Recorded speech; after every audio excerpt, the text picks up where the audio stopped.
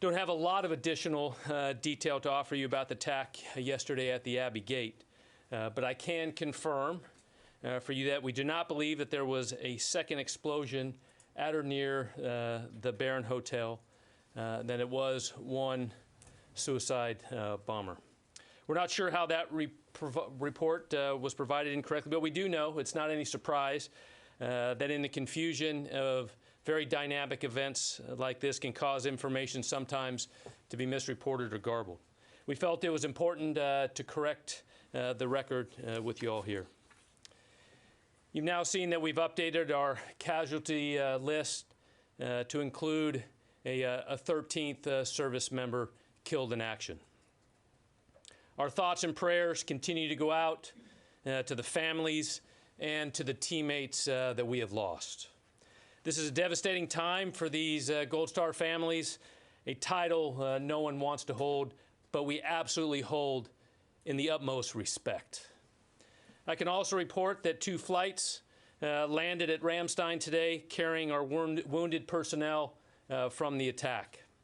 These personnel have been transferred to Landstuhl Regional Medical Center and are receiving care. In Kabul, commanders on the ground continue to assess the risk and the dynamic situation there as they have been since the beginning. Force protection remains paramount with the continued threat. We've continued the evacuation mission yesterday, as you saw, as you reported last night, and I'll give you an update of how things have gone in the last 24 hours. Yesterday, 35 U.S. military aircraft, 29 C-17s and 6 C-130s departed with approximately 8,500 personnel. Combined with 54 coalition aircraft departures, an additional 4,000 personnel left Kabul for various intermediate staging bases. 89 flights total yesterday out of Kabul, totaling approximately 12,500 evacuees now safely out of Afghanistan in a 24-hour period.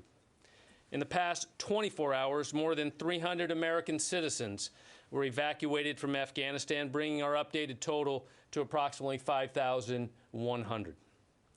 We continue to maximize our efficiency, and since U.S. and coalition forces began the evacuation, approximately 111,000 evacuees have departed safely. The State Department consular officers continue to screen and process people arriving at gates around Kabul.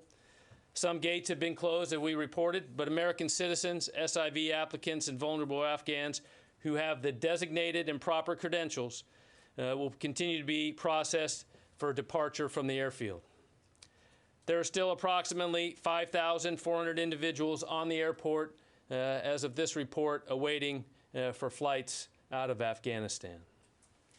We have the ability to include evacuees on U.S. military airlift out of Afghanistan until the very end. The Department of Defense has the continued responsibility to support the State Department in the ongoing movement of evacuees through our intermediate staging bases and safe havens all the way to the United States in the coming days and weeks. On that topic, here's a quick update on the military installations in our safe havens and staging bases in CENTCOM and EUCOM that are helping transition all these flights. CENTCOM locations, including Al Udeid Air Base, steadily receive, process, and transfer passengers to follow-on locations in Europe and the United States.